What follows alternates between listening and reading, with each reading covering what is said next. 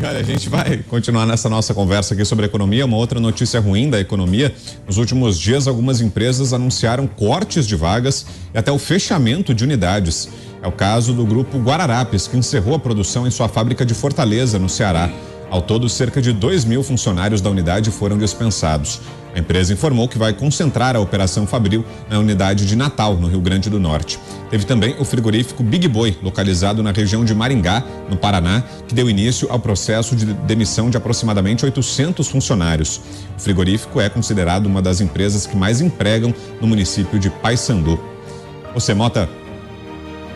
Pois é, essa é uma oportunidade para eu fazer um comentário sobre um comentário que o Pavinato fez do mistério de pessoas ricas, especialmente herdeiros de grandes fortunas, que são progressistas, que apoiam pautas socialistas, né? Que aparentemente afrontam completamente a situação delas próprias. Existem algumas explicações para isso. Tem gente que diz que isso vem do sentimento de culpa do herdeiro. O herdeiro sabe que ele não fez o esforço para ganhar aquele dinheiro que ele tem.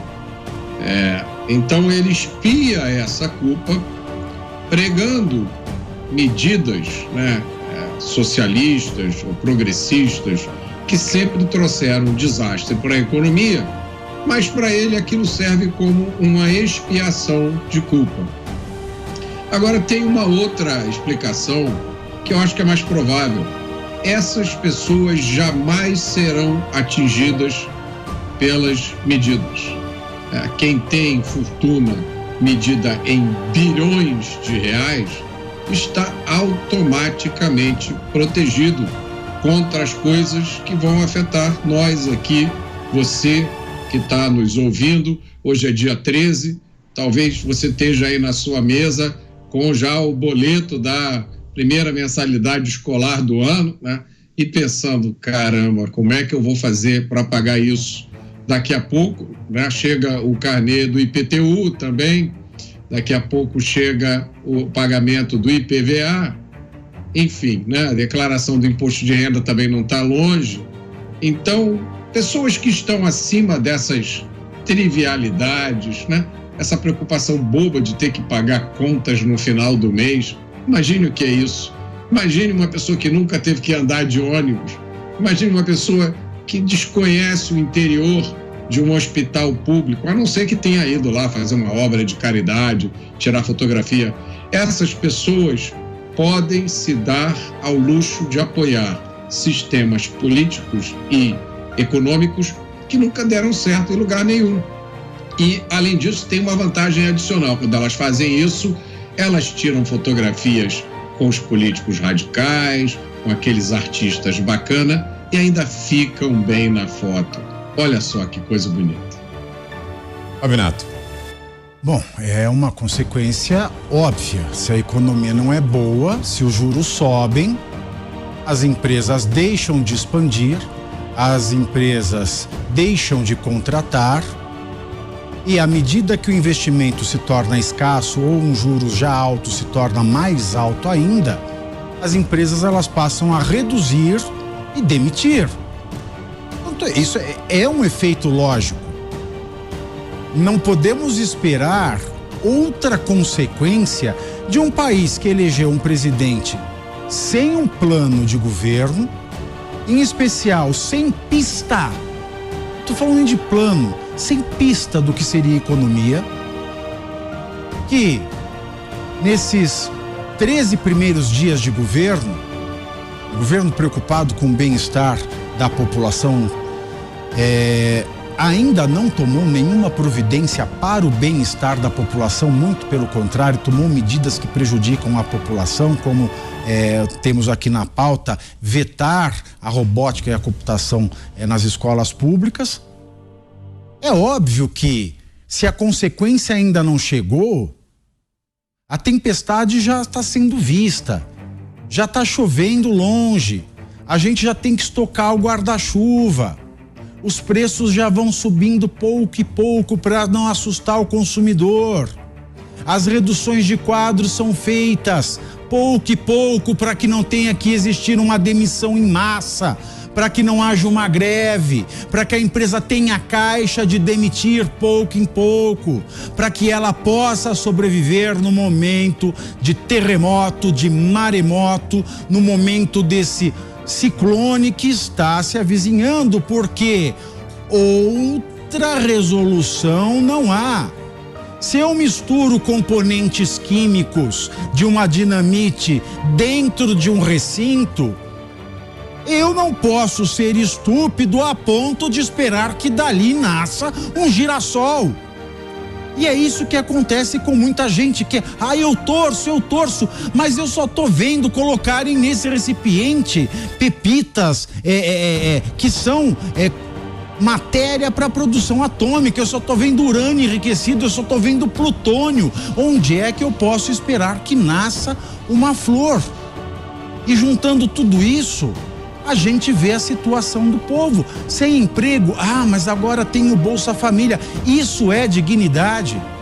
Depender de auxílio não é dignidade. O Lula disse ontem: aumentar salário mínimo é investir no trabalhador.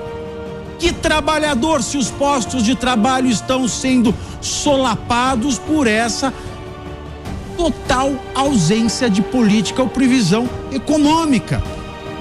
Portanto, é muito preocupante o que está acontecendo com esse país. Ou nós estamos caminhando a uma estrutura maquiavélica pensada para fazer com que o povo dependa cada vez mais e mais do Estado, e esse mesmo povo procrie, porque a cada criança nova vão ganhar mais R$150, aumentando assim uma cadeia desesperadora de dependência do Estado.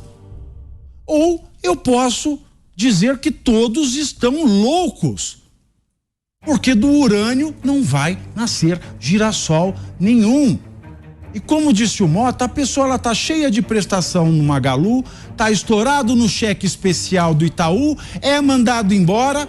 Providências, quais tomar? Você, Kobayashi. Bom, e é engraçado que tudo isso vem acontecendo diante de um discurso que vinha na campanha política de aumento de emprego, ou seja, diminuição do desemprego e aumento do salário. Ontem, por exemplo, nós comentávamos aqui os discursos do presidente Lula em relação ao mercado, né?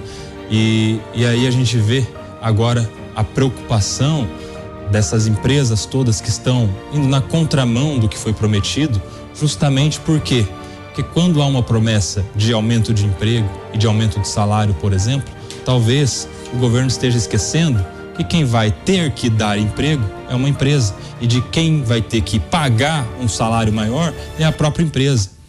A gente tem aí uma situação em que parece que as coisas estão no campo da utopia, da ideia. Eu quero mais empregos, eu quero mais salários.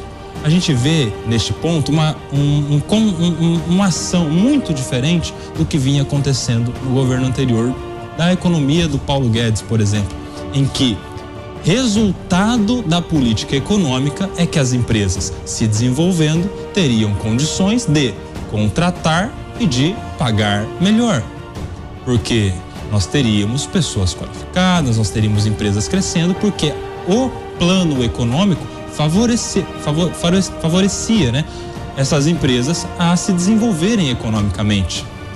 Muito diferente agora de discursos que afastam o mercado econômico e de políticas da economia, como por exemplo o furo no teto, colocam dúvidas a respeito do que será o futuro.